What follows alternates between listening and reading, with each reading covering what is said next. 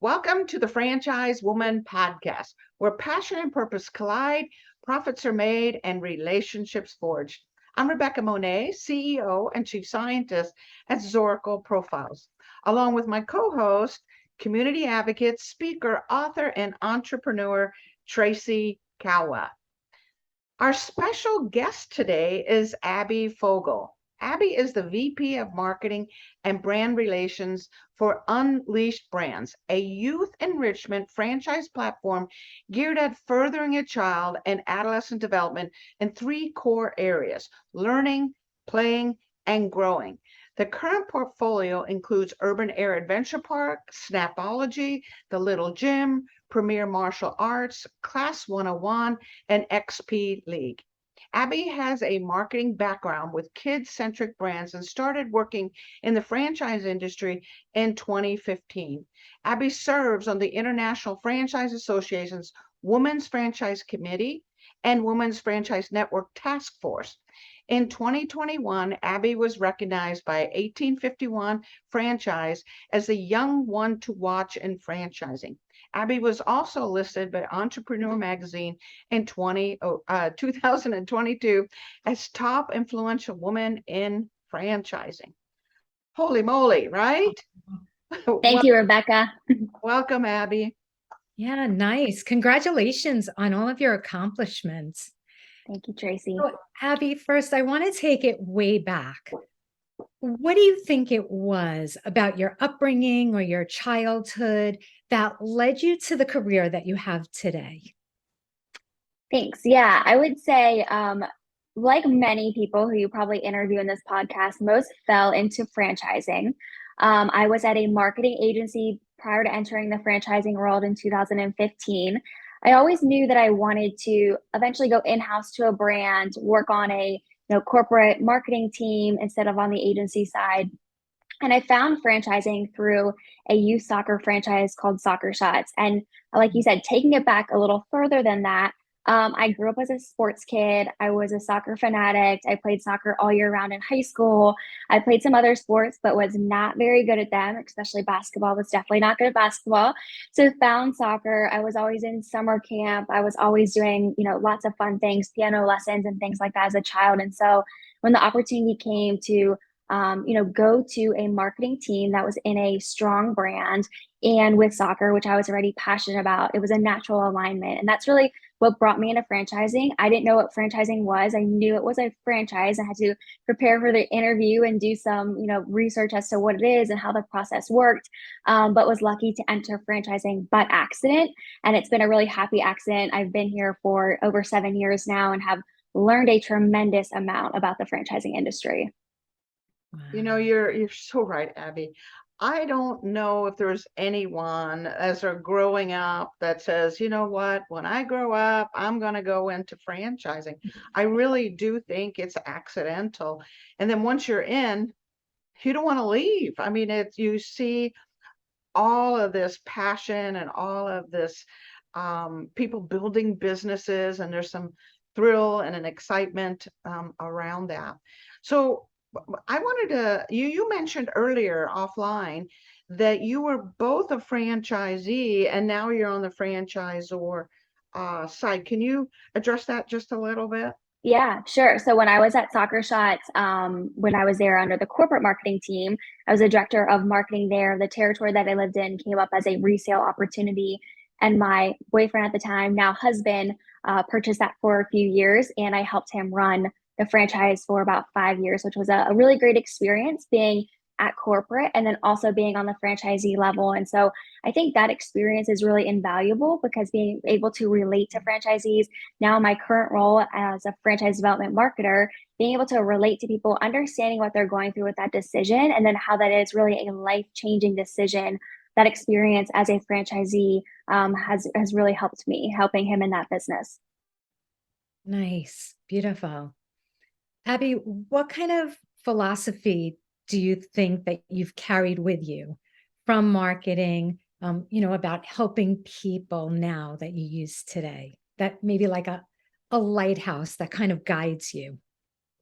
Yeah, so a few things here. In my current role, I help brands in the youth enrichment space I help them, educate them about Unleashed Brands and what we're doing in the platform, the services we provide, how we can help them grow, how we can help them scale, the resources and all that. So I'm really, I think, helping them almost find their future. Like they will get there alone, and all the brands we talk to, we believe in them and we know that they will get there alone. But we're trying to help them get where they're going faster and with more help, hopefully, avoiding some of the mistakes that franchisors make at young stages or that they make because they don't have the resources they need. And so I'm helping youth enrichment brands grow, find their future faster. And then I'm also helping individuals, find their future through franchise ownership. And so while I'm doing the marketing, I'm not a recruiter, but certainly helping people find these really great opportunities to become franchise owners and make that life-changing decision. Yeah, that's so interesting because as you pointed out earlier, most of us fall into franchising. And yet franchising is this beautiful opportunity for people to own their own business and grow it faster and with the support and encouragement of others. So there's a certain level, in my opinion, correct me if I'm wrong, a certain level of lack of knowledge or just ignorance out in the marketplace about franchising.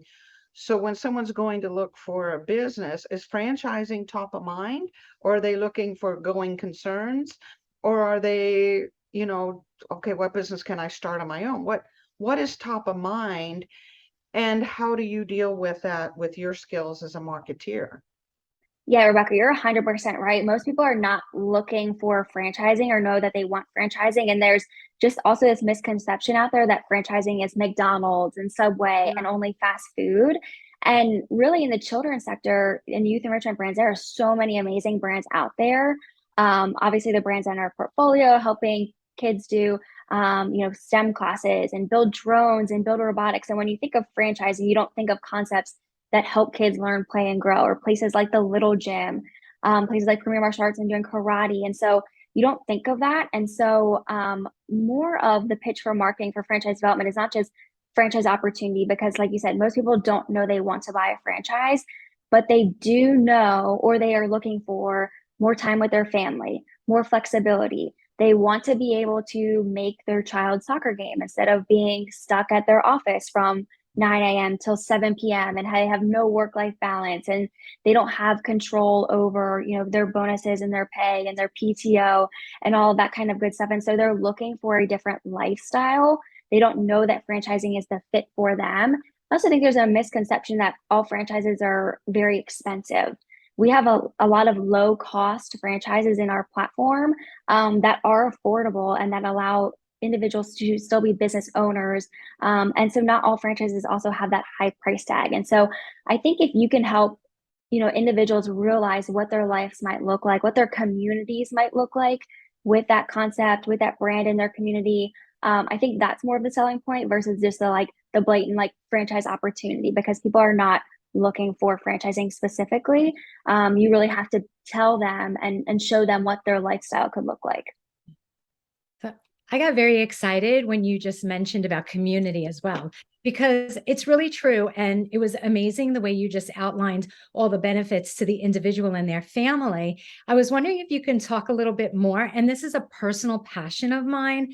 I launched a couple of businesses that really were about making an impact in community. And I'd really like to hear how the Unleashed brands make an impact in their community. And can you speak to that a little bit?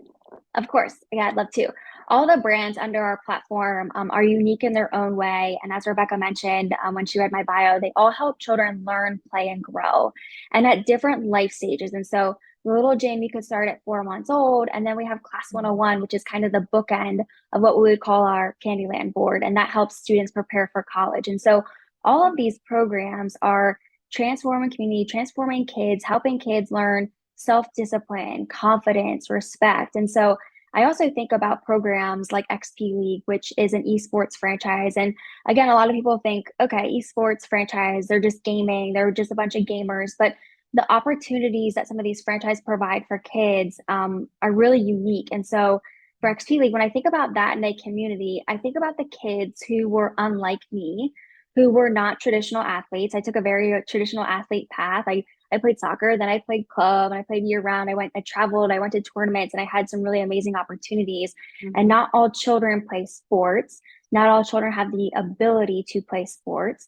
And so in XP League, that also provides opportunities for children who may not be taking the traditional sports path, but they still want to be part of a team. And so we've heard from parents of XP League, like, this is the first time my child has been on a team for many different reasons, because they didn't play traditional sports, they don't have the ability to do that, or whatever the reason might be. But this is the first time also the parent had the opportunity to cheer for their child on a team. And so I think that's one very specific example with one brand, but all these brands are unique in those ways, and how they're transforming kids, how they're building kids, and ultimately impacting their communities. Oh my goodness. I got this picture. I'm a grandma. I think I told you that, Abby. And I have the cutest 4-year-old grandson that I adore, who tried to play soccer last year. Now, I come from a sports family like yourself, and my son was an incredible athlete. Well, this little 4-year-old,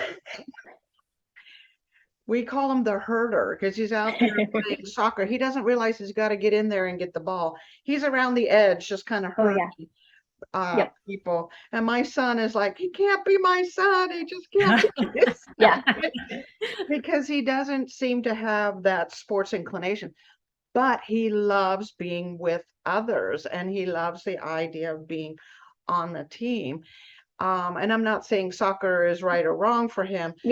But this program that you're talking, XP, where they don't have to be sportsaholics or even athletics, they can find a way to be on a team that does other things, I think is absolutely beautiful, because every child is different, and we want to inspire within that child's self-confidence and community, as you pointed out, Tracy. So I want to backtrack just a little bit, because educating folks about franchising isn't the easiest thing.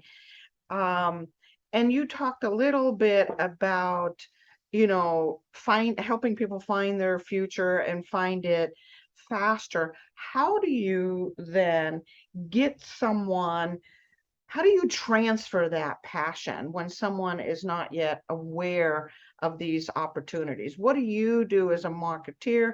What does Unleashed Brands do to transfer that passion? Or is it just lighting a fire and the passion comes out? And I would also say franchise sales, for anyone who's in franchise sales, I would say it is arguably the hardest thing to sell out there. You are literally selling someone their future, a new lifestyle. And so that is definitely the hardest sale out there to make. It's not, a pair of shoes, which can be hard to sell as well. But franchise sales, you have to paint this picture for them of what their life might look like, the benefits, the opportunity, not only for their families, because they may not have a family, they may be a single individual who wants this for themselves, but how this will impact, their life, their family, their community. And so, we do that in a variety of ways at Unleashed Brands, honing in on that impact for children. And so most of the candidates that come to us have some sort of passion or connection to children. Many of them could be, again, not just interested in the kid aspect, but from the business aspect as well, whether they're, an investor or a partnership of investors, but they typically have some tie to wanting to give back, wanting to impact children, wanting to impact their communities. And so seeing how they can impact kids. And again, it's like, if we're talking about XP League in that example, seeing that child, finally be on a team, hearing that parent say that they finally got to see their child on a team, they finally got to cheer for them. And so I think you can do that in a variety of ways from franchise development, telling those stories, being a good storyteller.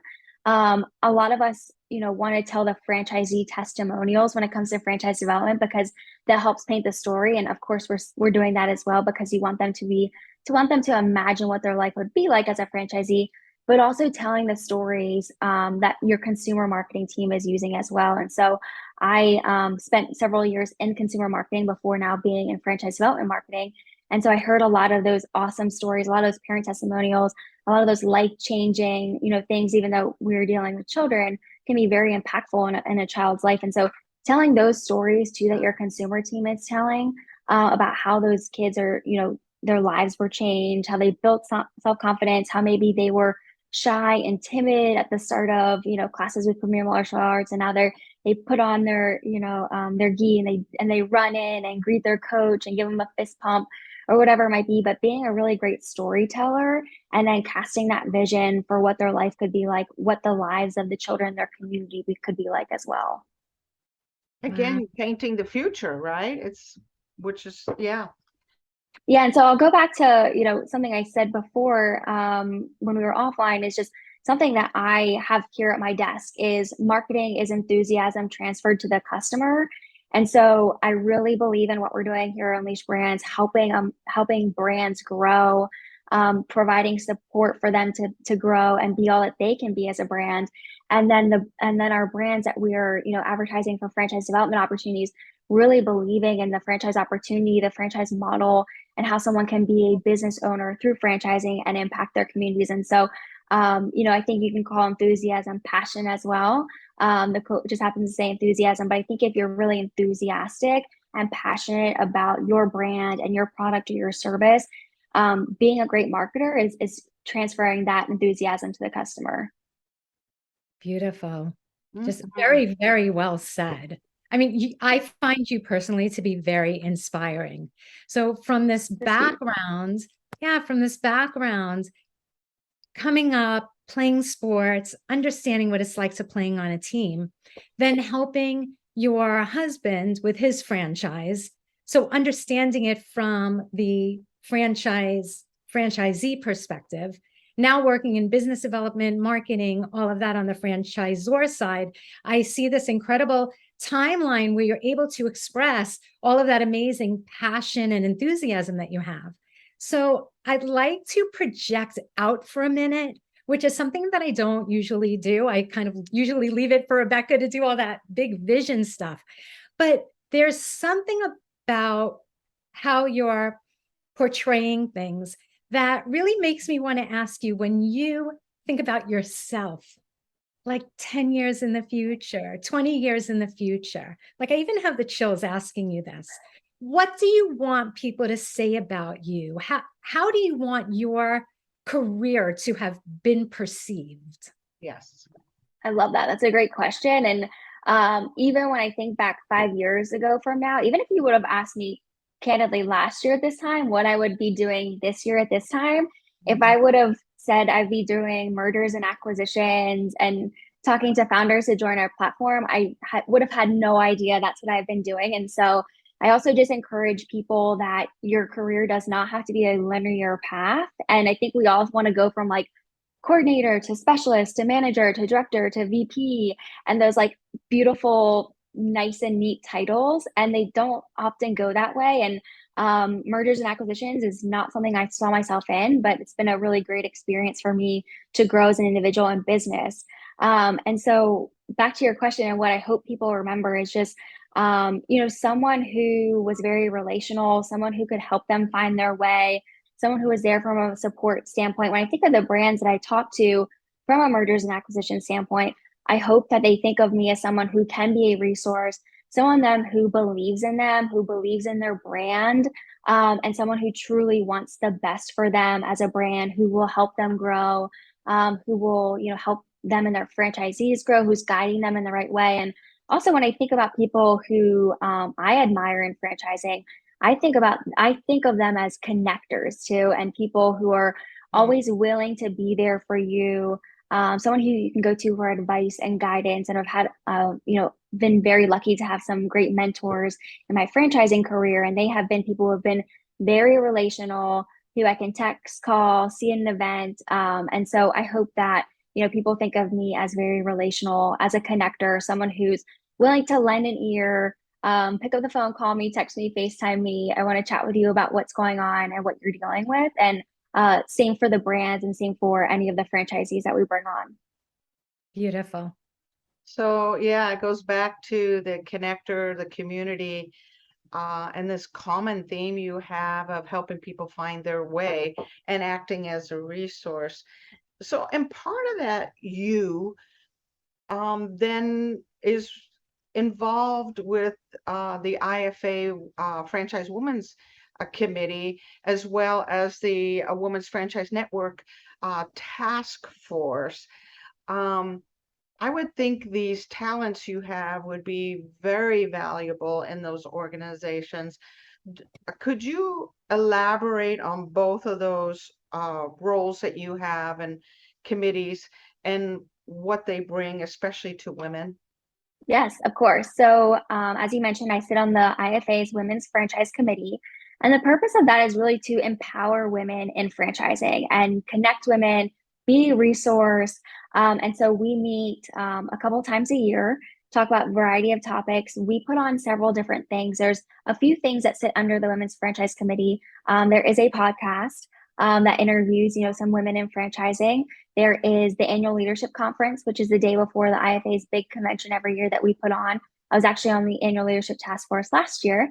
There is the Women's Franchise Network as well. And so there's a couple of different things that actually sit under this committee, but all of them are really, to empower women in franchising and to be a resource. They also have a clubhouse group that meets every Wednesday at 12 o'clock Eastern time as well. That's a really great resource too. And so the Women's Franchise Network specifically, these are local networks that you can find, depending on where you live. I'm in Lancaster, Pennsylvania, so I actually kind of sit in between Baltimore, Maryland, and Philadelphia, Pennsylvania, not too far from Washington, D.C. either. So I think I'm on like every list of the Women's Franchise Committee network just so I can get all the emails and see what's going on. And during COVID, there was so many virtual events. You could go to so many different chapters events, which was awesome because everyone was putting on really great webinars.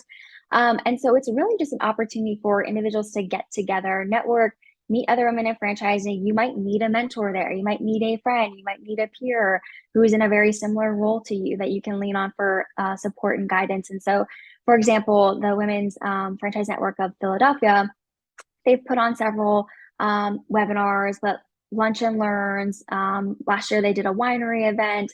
They've got an event coming up at Rita's in a couple months. That's a fun happy hour.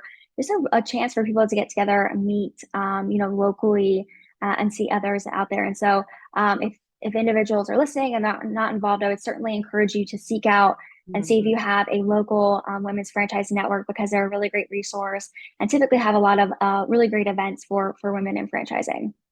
So I can attest to that, having been in franchising 30 years.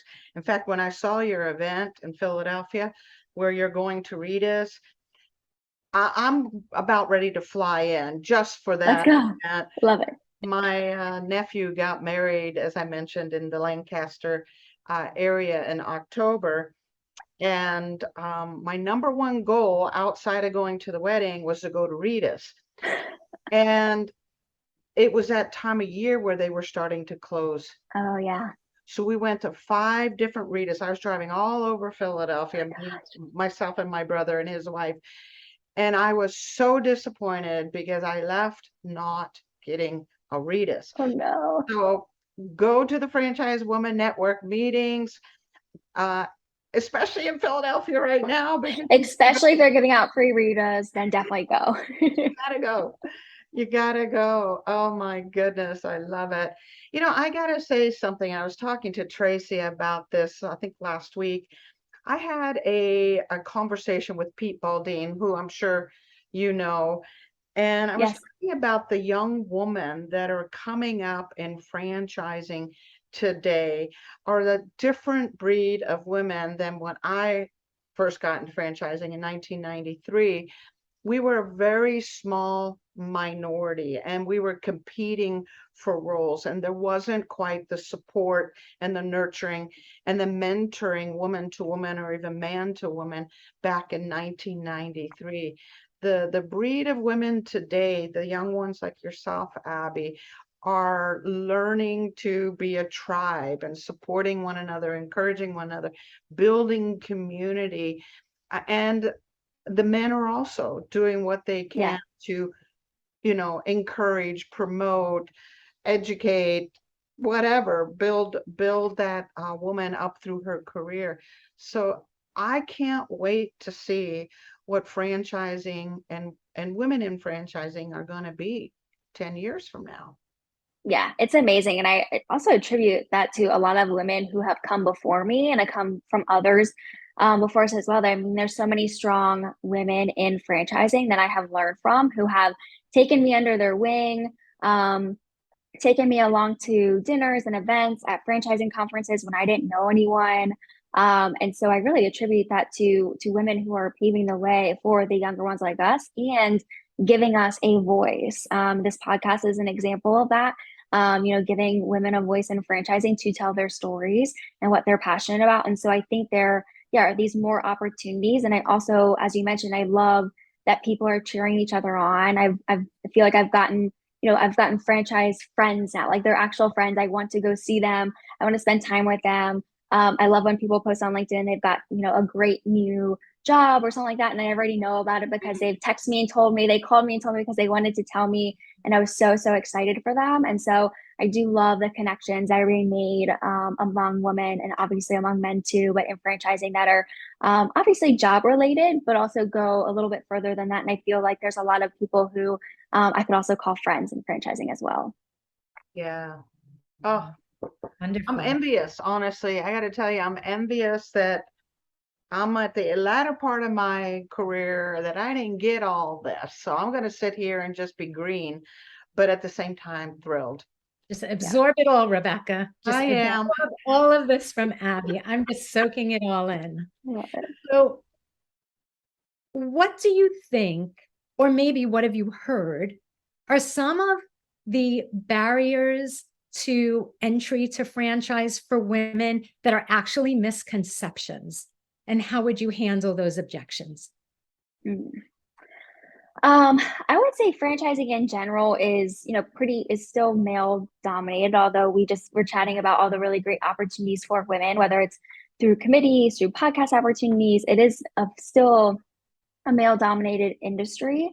And so I think women are hesitant to enter an industry that is so male dominated that have a lot of males in leadership positions, because you think, when you see a team of all males, like, oh, I'm not going to get to that level. I could easily go to maybe a smaller corporation or something and climb the ladder that way, where there seems to, maybe perception wise, you think there's more opportunities for women versus a larger franchise. And I think that's a misconception itself too, that every franchise is a million people. Because there's some really young emerging brands out there that have less than 10 people on their corporate team, but have a really well-oiled franchise machine. And so two things there. I think that everyone assumes that franchising is 1,000 people and everyone has 1,000,000 people, and their corporate team has a deep bench of executives. Whereas these really young emerging brands, I truly love young emerging brands because you can get in and make an impact, build your role, you can make a big difference. And there's not a team of 1,000,000 people. I've been on some small teams, some larger teams. And so I think women, especially when they're looking at franchising, they think it's just, a bunch of people, a bunch of males of the leadership team, and not really considering, oh, these young emerging brands that you can join, make an impact, carve your way, and really, set the stance for women in that company. And also for young emerging brands too, you might be able to, pave the way for women, provide other opportunities for women, in that company as well. Wow. That's such great advice, because it's so true. An emerging brand needs our talents. And you have all this upward mobility in those emerging brands. It's oftentimes something we don't consider. So great advice. With your permission, I'd like to shift gears and ask a personal question. Okay. We had Laura Coe on the show. She's one of our favorite interviews. I know you get to work with her. And you also get to work with Josh Wall. So my question is, how is it working with Josh Wall? Amazing. He's awesome. Josh will absolutely support you and absolutely push you to be the best. I think as a company as a whole, we all push each other because we are so passionate about what we're doing, and what we're doing is still quite fairly new. Unleashed Brands is only 1 year old. And so we are constantly just trying to get there and get there faster. And Josh is a really great mentor to many people in the franchising space. I mean, he's got 20 plus years of experience, and not just franchise development, which happens to be the team that he oversees, but franchise development, real estate, design, construction. He knows marketing. Every day I am surprised by what he knows. And I'm like, how do you know about this too? You know so much about this thing, but you also know so much about this thing. And then if you travel with Josh, he knows all about everywhere because he has built several franchises and knows the DMAs of basically any place that you visit. So you'll be driving by and he's like, oh, there's that. I built that one and I know this one and I know that one. And so it's so great. And I think also when you're franchising, because him and I have chatted about this before, when you travel, you associate like every city with a franchisee's name. And so you don't think like, I'm going to San Diego, I'm actually going to so-and-so's territory or going to here. Even if you don't actually see them, because you probably won't see them if you're, going for a conference or something, maybe you will. But we still like associate these places with franchisees if you're at a franchisor and you know where all your franchisees are at. And so it's also just fun traveling with him and we talk about that, and everywhere we drive by, he knows what's going on. But yeah, he is a really great person in franchising. He's an amazing mentor. And someone who, if you get the chance to meet, you definitely want to meet him because if you're talking about a connector, he is certainly a connector as well. Yes. Wow. I love the idea of personalizing every city that you go to. I know, Whether that's so you, cool. yeah, whether you see that particular franchisee or not, there's a certain ownership, right? A certain personal, it's like you're holding Yeah. it dear to your heart. Yeah. So nice. So Yeah. nice. Yeah, that city belongs to Yep. Sally or whoever, Yeah. right? Great. Kind of thing. Yeah, which makes it feel, like you said, connected, that we are a big family in essence. I'm going to go see my cousin Sally in San Diego. I'm going to see my franchisee or franchisee in San Diego or wherever, Tallahassee, that we are.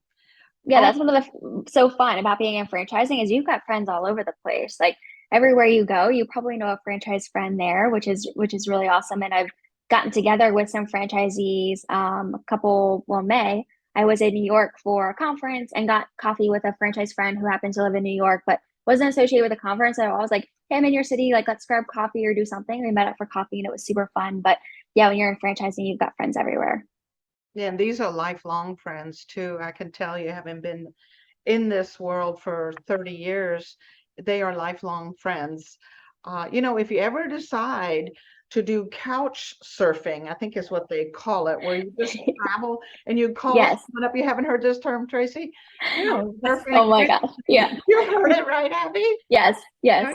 So basically, instead of staying at a hotel, you arrive in a particular city and you call whatever, a franchisee in that area, and they give their couch up to you for the night, and then you go to the next city.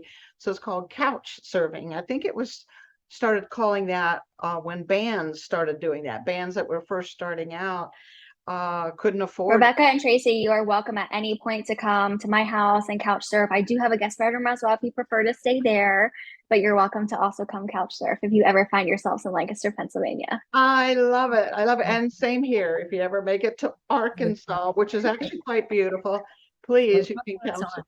I've couch surfed with Tracy. See, you are a trendsetter. It's great. Oh my gosh, I love it. All right.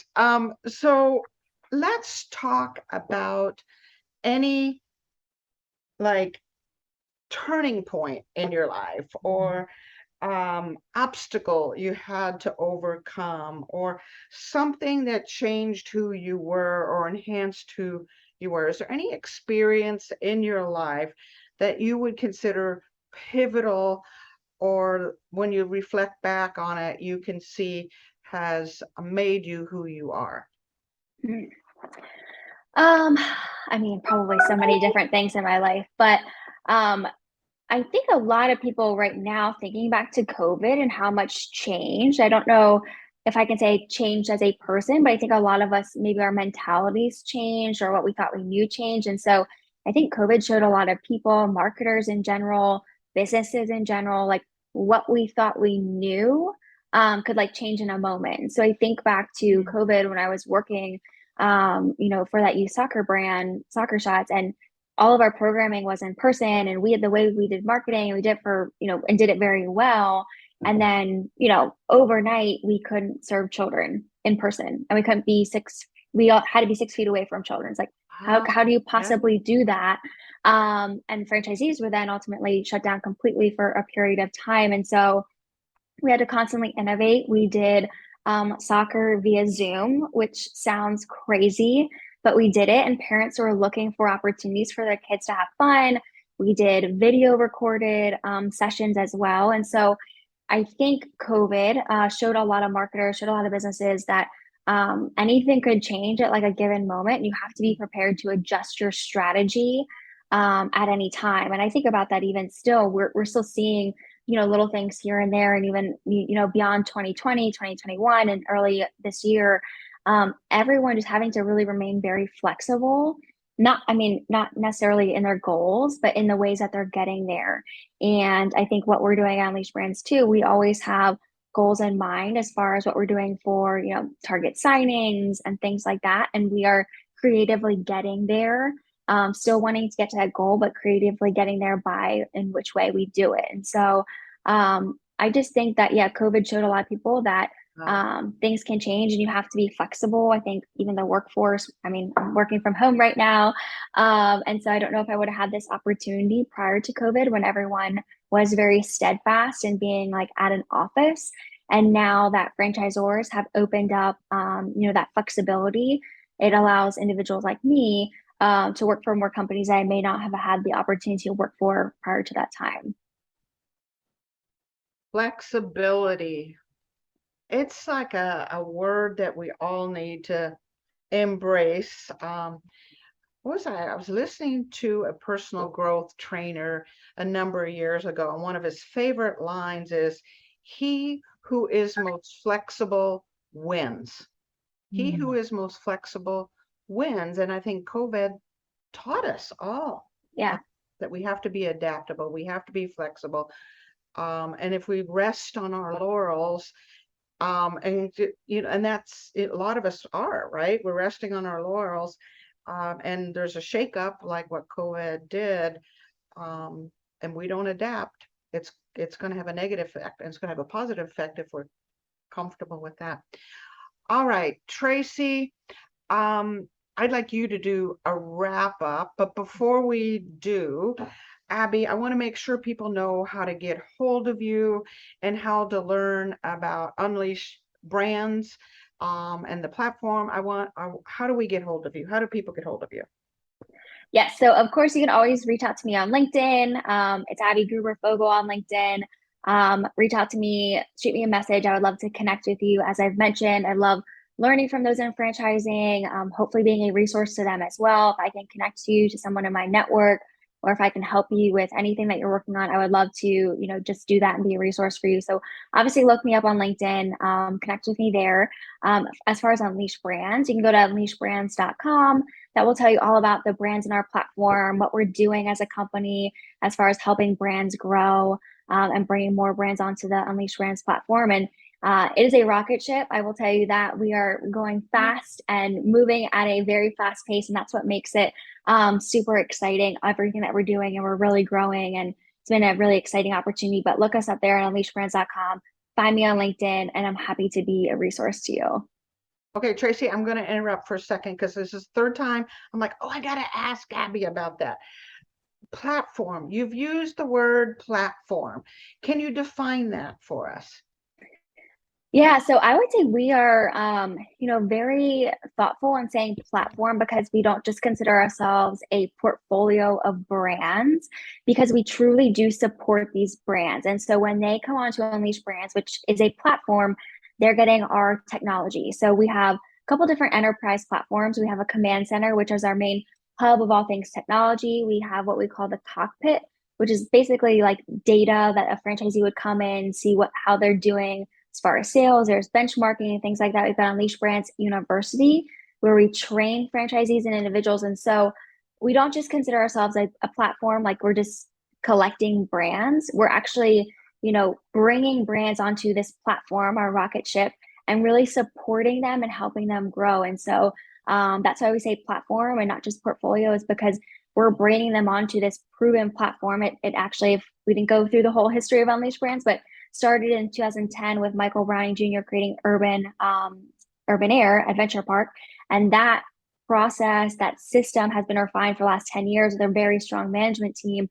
That's what got us to Unleashed Brands. And so they're using that proven system, that technology, all the things that they've got that they originally had for Urban Air, and then helping these other brands grow. So that's why I really call it a platform, because we're bringing them on, we're supporting them, we're giving them resources, we're giving them shared services and lots of things.